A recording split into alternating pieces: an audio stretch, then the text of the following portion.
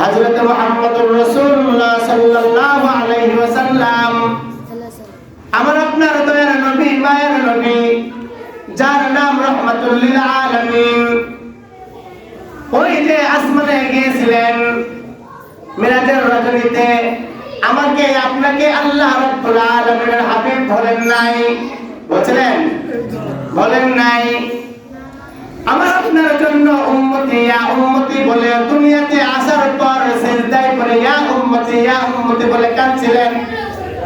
খালি তাই নয়, আল্লাহ রাসূল সাল্লাল্লাহু আলাইহি ওয়াসাল্লাম এখনো তার যে মাউত হয়ে গিয়েছে দুনিয়ার নিয়ম অনুযায়ী, ওই যে রওজা মুবারকের মধ্যে আল্লাহ জাল্লা শানুর হাবিব ইয়া উম্মতি বলে কাঁদতেছেন আমার আপনার জন্য।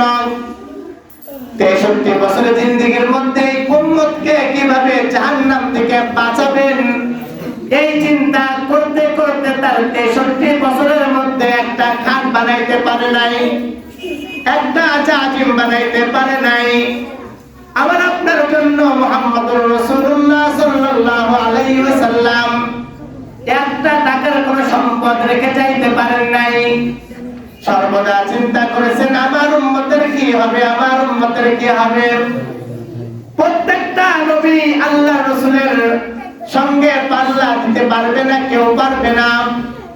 নবী মুহাম্মদুর রাসূলুল্লাহ সাল্লাল্লাহু আলাইহি ওয়াসাল্লাম কিয়ামতের দিন ইয়া উম্মতি বলে সিজদায় পড়ে কাঁদবেন। আল্লাহর রাসূল সাল্লাল্লাহু আলাইহি ওয়াসাল্লামকে আল্লাহ জাল্লা শানুহু বলবেন, ও দোস্ত মাথাটা তুলেন। রাসূল মাথা তুলবেন না। যখন বলবেন যে আপনার উম্মতদেরকে maaf করে দিব, তখন গা মাথা তুলবেন। কিতাবের মধ্যে আসছে রাসূল সাল্লাল্লাহু আলাইহি ওয়াসাল্লাম কাঁদতে কাঁদতে চোখের পানিগুলো ওখানে জমা হবে। আবার রাসূল বলেন, তোমরা দুনিয়াতে যে কান্না করবা জাহান্নামের আগুন থেকে বাঁচার জন্য যদি চোখের পানি পড়ে, এই পানিটা দুনিয়াতে শুকায় যায় কিন্তু আল্লাহর দরবারে শুকায় না। আল্লাহ রাব্বুল আলামিনের ফেরেশতা ওই পানিগুলোকে সংরক্ষণ করে রাখেন। নবী মুহাম্মদুর রাসূলুল্লাহ সাল্লাল্লাহু আলাইহি ওয়াসাল্লামের পানিও সংরক্ষণ করা। নবী মুহাম্মদুর রাসূলুল্লাহ সাল্লাল্লাহু আলাইহি ওয়াসাল্লামের চোখের পানিগুলো নিয়ে জাহান্নামীদের সামনে ছিটায় দিবেন, জাহান্নামের আগুন নিভে যাবেন। নবী মুহাম্মদুর রাসূলুল্লাহ সাল্লাল্লাহু আলাইহি ওয়াসাল্লাম আল্লাহকে বলবেন, আল্লাহ আপনি যদি আমার উম্মতরে না মাফ করেন আমি মাথা তুলব না। আল্লাহ ওয়াদা করবেন, তখনই আল্লাহ রাব্বুল আলামিনের রাসূল মাথাটা তুলবেন। এই হলো আমার আপনার দয়ার নবী, মায়ার নবীর ইতিহাস। আমার আপনার দয়ার নবী, মায়ার নবী মুহাম্মদুর রাসূলুল্লাহ সাল্লাল্লাহু আলাইহি ওয়াসাল্লাম জাহান্নামীদের বর্ণনা করেন। যখন জাহান্নামী ব্যক্তিদের এমন কষ্ট হবে, তাদের রূহটা কেমন করে বের করা হবে, আল্লাহ রাসূল সাল্লাল্লাহু আলাইহি ওয়াসাল্লাম বললেন যে আজরাইল, ও ভাই জিবরাইল, একটু আজরাইলকে ডাক দাও। আমার উম্মতে যেমন কষ্ট করবে একেবারে স্বাভাবিক যার মৃত্যু, ঈমানদার মুমিন মুত্তাকিদের মৃত্যুটা আমি একটু দেখতে চাই। রাসূল সাল্লাল্লাহু আলাইহি ওয়াসাল্লামের বুকের উপরে খালি আজরাইল আলাইহিস সালামের হাতটা রেখেছেন। আল্লাহর রাসূল সাল্লাল্লাহু আলাইহি ওয়াসাল্লাম চিৎকার দিয়ে উঠেছেন আর বলতেছেন, ও জিবরাইল হাতটা সরাইতে বলো। আজরাইল আলাইহিস সালাম হাতটা রেখে তুলে ফেলেছেন। নবী আলাইহিস সালাম বর্ণনা করেন, মনে হইতেছে মক্কার মধ্যে যতগুলো পাহাড় আছে বড় বড় পাহাড় আমার বুকের উপরে রেখে দিয়েছে। আল্লাহ রাসূল সাল্লাল্লাহু আলাইহি ওয়াসাল্লামের কাছে বর্ণনা করেন আজরাইল আলাইহিস সালাম, এই তো আপনার একজন নেককার, পরেজগার, ঈমানদার, মুমিন, মুত্তাকি, যিনি তার আত্মাটা এমন ভাবে খালি হাতটা দিব রক্তটা আস্তে বের হয়ে আসবে। এই যদি হয় আপনার কষ্ট, তাহলে আপনি একটু শুনুন আপনার জাহান্নামী উম্মতের কি হালাত। কয় দুনিয়ার মধ্যে যদি কোন মানুষের গায়ের চামড়া যদি তাজা অবস্থায় যদি ছোড়া হয়, অথবা কোন ছাগল বা গরুকে যদি তাজা অবস্থায় যদি তার গায়ের থেকে চামড়া যেভাবে টান দিলে টেনে ছিঁড়লে যেভাবে কষ্ট পায়, তার থেকে বহু কষ্ট দিয়ে আমি ওই জাহান্নামের আত্মাটা বের করি। চিন্তা করেন একটা জাহান্নামের আত্মাটা কিভাবে বের করে তাজা অবস্থায় আবার আপনার গায়ের থেকে যদি চামড়া ছুলে নেয়, কেমনটা হবে বলেন তো? একটা ছাগলকে যদি তাজা অবস্থায় তার গায়ের থেকে যদি চামড়া খুলে নেওয়া হয়, ওই ছাগলের কি অবস্থা হবে? আরে ছাগলের কথা পরে নিজের কথা যদি আমার চামড়াটা খোলা তাহলে আমার কেমনটা হবে? তার থেকেও হাজার লক্ষ কোটি গুণে বেশি কষ্ট হয় একটা জাহান্নামী নাফরমানের আত্মা কবজ করতে। যখন কবজ করে তার কষ্ট হয়। তাহলে আল্লাহ রাব্বুল আলামিন বলতেছেন যে মদ্যপান, যারা মদ্যপান করে, যারা মুখ দ্বারা আগুন ধরায়, যেই হিন্দুরা মুখে আগুন দেয়, সেই মুসলমান হিন্দুদের কালচার নিয়ে মানে মুখে বিড়ি ধরায়, গাঞ্জা খায়, আর আমার নিষিদ্ধ মদ খায়, তাদেরকে আজকের রাতে ক্ষমা করা হবে না। তাদেরকে, এই শ্রেণীর মানুষদেরকে সাবধান। বিড়ি আপনি বিড়ি খাই, বিড়িটা খাওয়া এমন, এইটা আমাদের ফ্যাশন হয়ে গিয়েছে। আমি ফেসবুকে দেখে এখন নিয়ে মানুষ বিড়ি খায়, দেখছেন নাকি আপনারা? আমি ফেসবুকে দেখে চিন্তা করে দেশ কোথায় দেশ চলে গেল। মেয়ে মানুষ ওপেন স্কুল কলেজের পড়া মেয়েরা কি করে স্কুল ড্রেস পরে, কলেজের ড্রেস পরে ওপেন বিড়ি খাচ্ছে। তাদেরকে জিজ্ঞাসা করে যে 24-এর পরের কথা বলছি, এই বর্তমান যে সময়টা, এই সময়ের কথা বলছে। জিজ্ঞাসা করা হয়েছে একটা মেয়েকে, তোমরা মেয়ে মানুষ বিড়ি খাও, তাই এখনো কি বৈষম্যকে আছে? বৈষম্যটা চলে গেছে। এখন অধিকার, আমাদের অধিকার, আমরা ছেলে মেয়ে সবাই একসাথে বিড়ি খাবো, সমস্যা নেই। আপনারা যদি চার দোকানে চা খাইতে পারেন, বিড়ি খাইতে পারেন, আমার কাছে সমস্যা কি? চিন্তা করেন, মেয়ে মানুষ বিড়ি খাওয়া করেছে। এই বিড়ি কাছে খাচ্ছে, আল্লাহ তাআলা বলতেছেন, খুব কষ্ট নিয়ে বলতেছেন, ইন্নাল্লাহা ইনদাহু ইলমুস সাআহ ওয়া ইউনাজ্জিলুল গায়স ওয়া ইয়া'লামু মা ফিল আরহাম আমা তাদরি নাফসুম মাযা তাকসিবু গাদা। আমার আপনার মালিক আল্লাহ জাল্লা শানুহু বলেন, এই বান্দা, চারটা জিনিস আমার হাতে। কয়টা জিনিস? চারটা জিনিস আমার হাতে। তুমি যতই লাফাও কোনো লাভ নাই, এই চারটা জিনিস কেউ নিতে পারবে না, কেউ জানে না। এক নম্বরে বলতেছেন, ইন্নাল্লাহা ইনদাহু ইলমুস সাআহ ওয়া ইউনাজ্জিলুল গায়স। আল্লাহ তাআলা বলতেছেন, বৃষ্টি কখন হবে, কোথায় হবে, কখন বৃষ্টি দেওয়া হবে কেউ জানে না, আমি আল্লাহ তাআলা ছাড়া। তারপরে বলতেছেন, জরায়ুর নারীর মধ্যে, জরায়ুর মধ্যে যে এক ফোঁটা নাপাক পানি প্রবেশ করলো তোমার বাবার, একটা পুরুষের, ওই নাপাক পানির মধ্যে, জরায়ুর মধ্যে কি আছে, ছেলে না মেয়ে, আমি আল্লাহ তাআলা ছাড়া কেউ জানে না। তারপরে বলতেছেন, আগামী কালকে ও কি উপার্জন করবে তাও কেউ জানে না, আর কবে কার মৃত্যু হবে এই বিষয়টা আল্লাহ তাআলা ছাড়া কেউ জানে না। চারটা বিষয়ের মধ্যে চারটাই গুরুত্বপূর্ণ। 2 নম্বর পয়েন্টটা দেখেন, আবার আপনার মালিক আমাকে আপনাকে দুনিয়াতে কেমন ভাবে আনলো। মায়ের পেটের মধ্যে আমি আপনি ছিলাম, আবার আপনাকে মুখটা পবিত্র রাখার জন্য আমার আপনার মালিক পেটের মধ্যে 9 মাস, 9.5 মাস, 10 মাস, 10 দিন খাবার খাওয়াইছেন। মুখ দ্বারা কোনো খাবার খাওয়ান নাই, খাবারটা খাওয়াইছেন মায়ের নাভির সঙ্গে আমার নাভি অ্যাডজাস্ট করে দিয়েছেন। মা যা খেয়েছে আমি তা খেয়েছি। মায়ের গায়ের যে নাপাকি যে রক্ত, যে মাসে মাসে যে মায়ের রক্তটা ঋতুস্রাবটা হইতো, ওই পচা দুর্গন্ধ রক্তটা খাওয়ায় খাওয়ায় পালছেন আমাকে। কিন্তু আমার আপনার মালিক এই মুখটা পবিত্র রেখেছেন। বান্দা তুমি দুনিয়াতে যাবা, কোরআন পড়বা, আমার গুণগান গাবা, এই পবিত্র মুখ দ্বারা ভালো ভালো কথা বলবা, ভালো ভালো কাজ করবা। আমি পবিত্র মুখ দ্বারা পবিত্র কাজ করাবো। আমি আল্লাহ ইচ্ছা করলে তোমাকে তোমার পবিত্র মুখটারে অপবিত্র বানাই দিতে পারতাম। কিন্তু দেখো আমি আল্লাহ তাআলা অপবিত্র না বানাইয়া আমি আল্লাহ রাব্বুল আলামিন মুখটা পবিত্র রাখলাম। আল্লাহ তাআলা তখন আফসোস করে বলেন, ইয়া আইয়ুহাল ইনসানু মা গাররাকা বিরাব্বিকাল কারীম। আমার থেকে ভালো মালিক কে আছে? আমার থেকে ভালো আল্লাহ কে আছে? আমাকে বাদ দিয়ে তুমি তার ইবাদত বন্দেগি করো, তার কথা শোনো, তার পথে চলো, তার জন্য জীবন দাও রে বান্দা।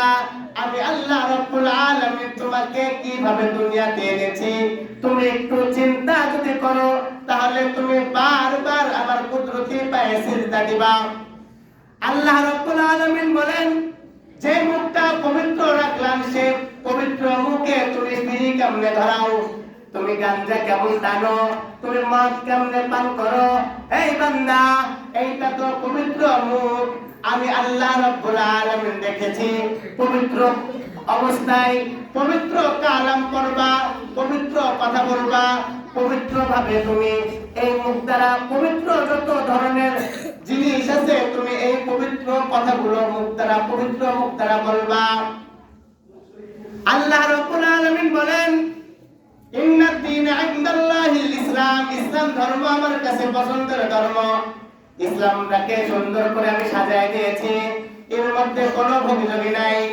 কিন্তু একদল নাফরমান আমার সঙ্গে শরীকি করে। আমি যা বলি আমার বিরুদ্ধে কিছু করতে চাই, তার মধ্যে এক নম্বর হলো ইবলিস শয়তান। এ মানুষকে ধোঁকা দেয়, মানুষকে ধোঁকা দিয়ে দিয়ে আমার থেকে সরায় নেয়। এই বান্দা, আমি যে মুসলমান জাতি তোমার পিতা আদম আলাইহিস সালামকে বানাইলাম, সে ছিল কি? সে ছিল মুসলিম জাতি, মুসলিম। আমার এই মুসলমান থেকে আস্তে আস্তে হিন্দু ধর্মের মধ্যে একদল মানুষ বানায় ফেললো, খ্রিস্টান বানায় ফেললো। এরকম এক একজন এক একটা জাতি নিয়ে নিল। কিন্তু কখনো কি তোমরা চিন্তা করে দেখেছো আমার বিরোধিতা তারাই করে? আমি বললাম মুখে আগুন দিবি না, হিন্দুরা আমার সাথে সাথে মুখে আগুন দেয়। যে মুখটা আল্লাহ তাআলা নিজের হাত দ্বারা বানাইছেন। আল্লাহ তাআলা বলেন পুরা দেহটা ফেরেশতাদের মাধ্যমে বানানো, কিন্তু মাথাটা মুখটা আমি আল্লাহ তাআলা কুদরতি হাত দ্বারা ডলে ডলে আমি সুন্দর করে আমি আল্লাহ তাআলা মুখমণ্ডল বানাইলাম। হিন্দুরা তারা নিজেরা এই আমার উপরে জিদ করে, রাগ করে, অহংকার করে, আমার উপরে রাগ করে তারা মুখে আগুন দেয়। এই মুসলমান, তোমাদেরকে মরার পরে তো কোন মুসলমান জাতি কোন ভাই মুখে আগুন দিতে পারে না, সাহস পায় না। কারণ ইসলাম ধর্মের মধ্যে অনেক নিয়ম আছে।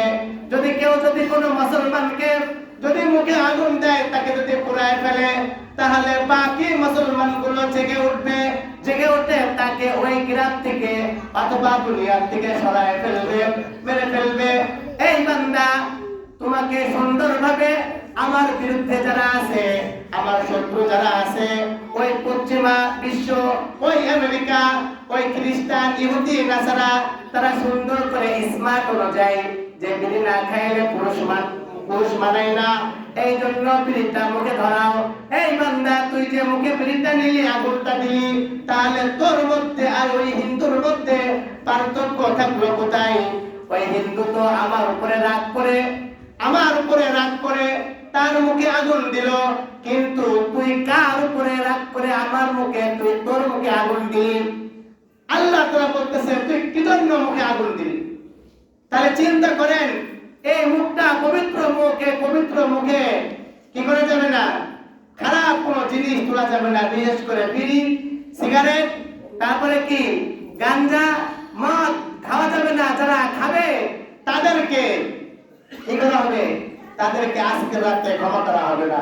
যারা খায়, এখানে যারা আছি, খাস দিলে তওবা করব, আর একটা বিড়িও খাবো না, সিগারেট খাবো না, গাঞ্জা খাবো না, মদ খাবো না, ইনশাআল্লাহ। ইনশাআল্লাহ। যদি নিয়ত করেন, তওবা করেন, তাহলে ক্ষমা পাবে, না হলে পাওয়া যাবে না।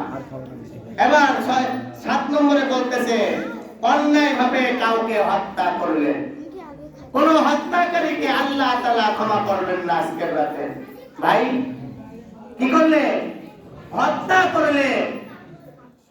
আল্লাহ রাসূল সাল্লাল্লাহু আলাইহি ওয়াসাল্লামের কাছে একটা যুবক যে কাঁদতেছেন, ওরে কান্না, যুবকরে রাসূল সাল্লাল্লাহু আলাইহি ওয়াসাল্লামের কাছে নিয়ে গেলেন ওমরে ফারুক রাদিয়াল্লাহু তাআলা আনহু। যুবকের কান্না দেখে ওমরে ফারুক রাদিয়াল্লাহু তাআলা আনহু কান্না শুরু করে দিয়েছেন।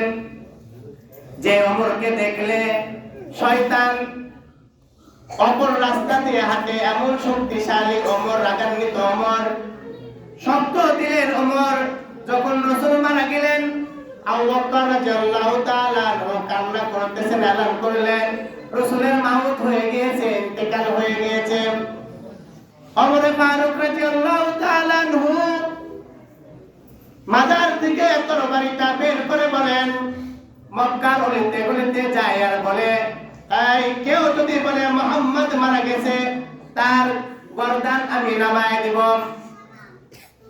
ভয়তে আর কেউ কথা বলে না।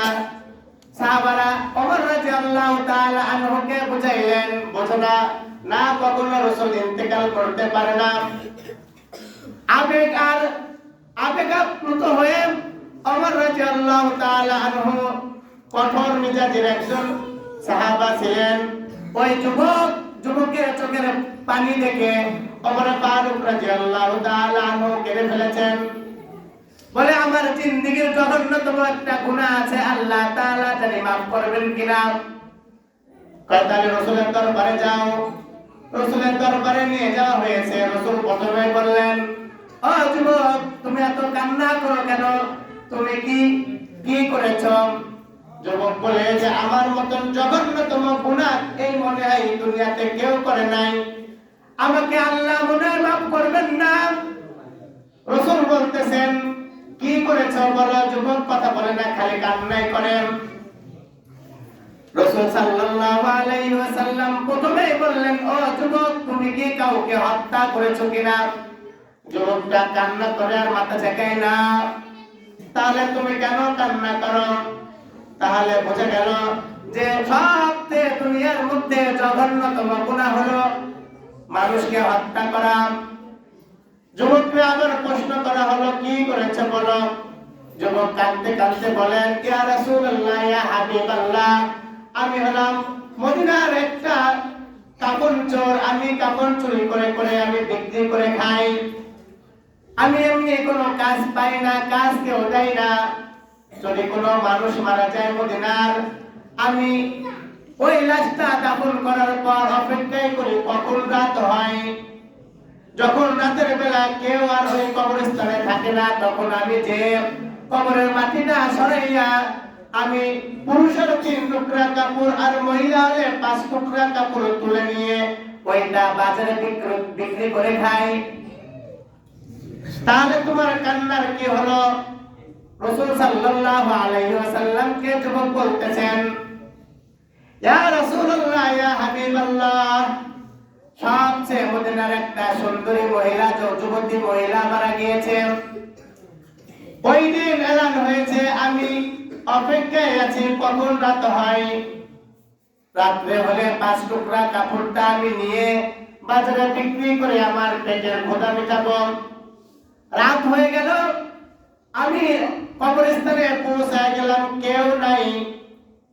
আমি রাতের বেলায় কবরে নামলাম, কবর করে কবরের মধ্যে নামলাম। কাপড়ের কাপড়টা যখন মুখ থেকে সরাইছি, মেয়েটার এমন সুন্দর চেহারা আমাকে পাগল বানায় ফেলেছে। মনে হচ্ছে মেয়েটা ঘুমায় আছে। রাসূল বলেন, তারপরে কি হলো? কয়, আমি যখন কাপড়ের কাপড়টা টান দিয়ে যখন খুলে নিয়ে চলে আসছি, এমন সময় শয়তান আমাকে ওয়াসওয়াসা দেয়, আয় যুবক, এত সুন্দর একটা মেয়ে, যুবতী মেয়েকে তুই ফেলে চলে যাচ্ছিস। এই যুবক, তুই তো ইচ্ছা করলে কোনো একটা মেয়েকে তোর সামর্থ্য অনুযায়ী বিয়ে করতে পারবি না। কোন মেয়ের কাছে যায় তুই বৈধ অবৈধ ভাবে তুই জিনা করতে পারবি না। তোকে বাধা দিবে, তোর কাছে কেউ আসবে না। যুবক, এই মেয়েটা তো মারা গিয়েছে, এই মেয়েটার সঙ্গে যদি তুমি জিনা করো, এই মেয়েটা তোমাকে বাধা দিবে না। আমাকে শয়তান ওয়াসওয়াসা দিচ্ছে, আমি শয়তানকে বলছি যে না, এই জঘন্যতম গুনাহের কাজ করা যাবে না, আমি উঠে আসবো। এমন সময় শয়তান বলছে, তুই জিনা না কর, তুই তো একবার ওই সবচেয়ে মদিনার সুন্দরী নারীর দিকে তো তাকাইতে পারিস। আমি চিন্তা করলাম যে জিনা তো করবো না, কিন্তু তাকাইতে পারি। একবার তাকাইলাম, দেখলাম মনে হচ্ছে যুবতী নারীটা মনে হচ্ছে ঘুমাইতেছে। আমার শয়তান আমাকে ওয়াসওয়াসা দিয়ে আমার ভেতরে পুরুষত্বটা জাগায় ফেলছে। আমি আর কোনো এদিক ওদিক না তাকিয়ে তার সঙ্গে জিনার কাজটা করে ফেলেছি। জিনার কাজটা করে যখন আমি কবর থেকে বের হচ্ছি, এমন সময় ওই যুবতী নারী আমাকে ডাক দিয়ে বলতেছে, এই যুবক, আমাকে তুই কি একটা কাজ করলি যে সকল মৃত মানুষের মধ্যে, সকলের মধ্যে কাপড়ের কাপড় পরা, কিন্তু তুই আমাকে সবার সামনে উলঙ্গ ন্যাংটা করে থয়ে গেলি। খালি তুই ন্যাংটা করলি না রে যুবক। এই যুবক, তুই আমাকে এমন একটা কাজ করলি, মানুষ মৃত্যুর পরে মানুষকে গোসল দেওয়া হয়, সেই গোসল মানুষ মারা যাওয়ার সাথে সাথে নাপাক হয়ে যায়, গোসল দিয়ে পবিত্র বানায়। এই যুবক, আমাকে তো পবিত্র করে কবরের মধ্যে নামিয়েছিল, কিন্তু তুই যে আমার সঙ্গে জিনা করলি, আমাকে নাপাক করে দিলি। কিয়ামতের ময়দানে সবাই উঠবে পাক পবিত্র অবস্থায়, তুই আমাকে আল্লাহ তাআলার দরবারে নাপাক বানায় রাখলি। এই কথা বলার সাথে সাথে পিছনের দিকে তাকিয়ে দেখলাম যুবতী নারী, সে তো মারা গিয়েছে, ঘুমিয়ে আছে।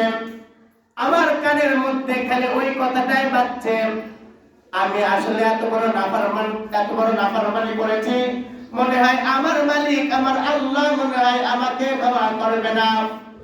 রাসূল সাল্লাল্লাহু আলাইহি ওয়াসাল্লাম শোনার পরে বলতেছেন যে হ্যাঁ, তোমার গুনাহটা অনেক বড় গুনাহ, এই গুনাহটা মনে হয় আল্লাহ তাআলা মাফ করবেন না।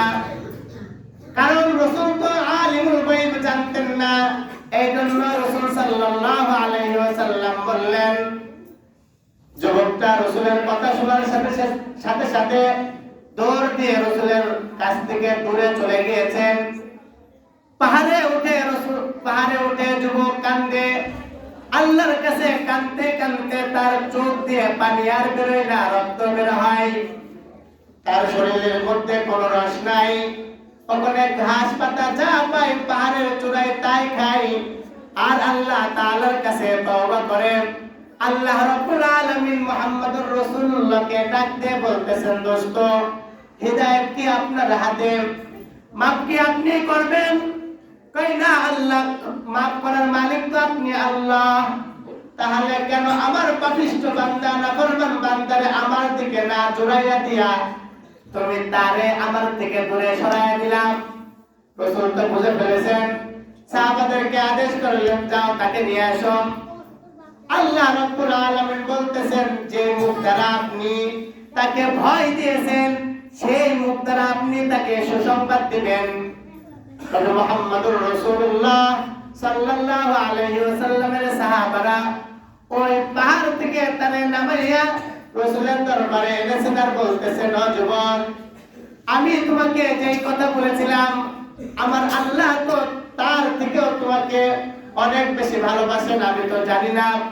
আমার আল্লাহ আমার মুখ দ্বারা ওই কথাটাই বলতে চাচ্ছেন। ও যুবক, তুমি যত বড় জঘন্যতম গুনাহ করো না কেন, তুমি যদি ঘাস দিলে তওবা করো, আমার আল্লাহ রাব্বুল আলামিন মাফ করে দিবেন। এই জন্য তুমি যে চোখের পানি ফেলাইয়া কাঁদছো, এতদিন পর আমার আল্লাহ রব্বুল আলামিন তোমার তওবা কবুল করেছেন। আমি সুসংবাদ দিচ্ছি, তোমাকে আল্লাহ তাআলা মাফ করে দিয়ে